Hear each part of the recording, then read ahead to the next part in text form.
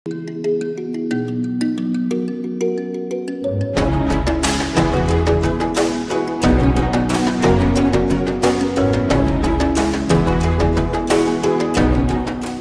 Geita.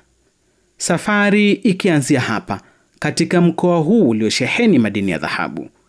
Hatua kwa hatua ya usukani kuzisogeza kilomita kuelekea kijiji cha Songambele, kata ya Ipalamasa, wilayani Chato, kushuhudia mkulima nambari 1 wa pamba Warwa Malimi anavyonufaika na dhahabu nyeupe baada ya kutumia mbolea kwenye kilimo cha pamba. Ni mkulima wa zao la pamba kijiji cha Songambele, na washauri tu wakulima wenzangu tuingie kwenye kilimo, kwenye kanuni bora cha kilimo cha zao la pamba, na shauri tulime tu 60 kwa 30. Maana 60 kwa 30 ndio inachochea kuwa na mimea mingi shambani, ambao na maana kwa ekari moja ina miche 44,444. Maana yake kwa ekari moja kuna uwezekano ukizingatia vizuri na kutumia mbolea sana zaidi, unaweza mafanikio kuanzia kilo 2,000 hadi mbele huko. Kwa hiyo na washauri wakulima wenzangu tubadilikeni, tulime kanuni bora ambao ni 60 kwa 30 na utumiaji wa mbolea, na pia uzingatie kunyunyuzia dawa. Maana yake kuweka mbolea na kupalia si sababu. Kinachopaswa na wewe uzingatie upigaji wa dawa. Basi ukishafanya hivyo ni uwezekano wa kupata kilo nyingi zaidi kwenye hekari.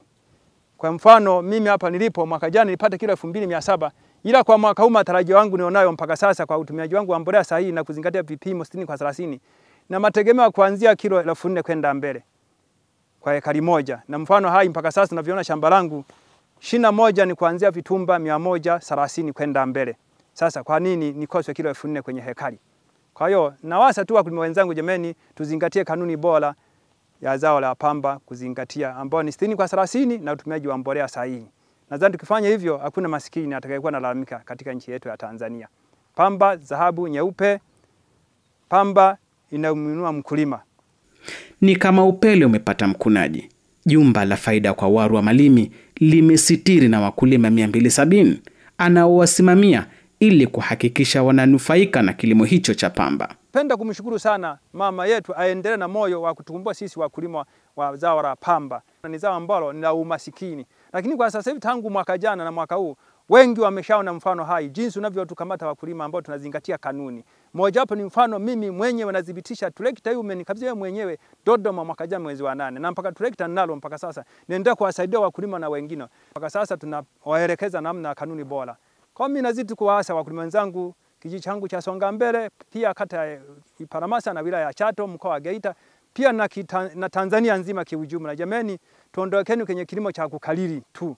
Uzingatiaji wa matumizi sahihi ya mbolea umekuwa dhahabu isiyopokwa mikononi mwa wakulima wa kijiji cha Songambele. Tija kwenye kilimo cha pamba ndivyo wanavyoishuhudia.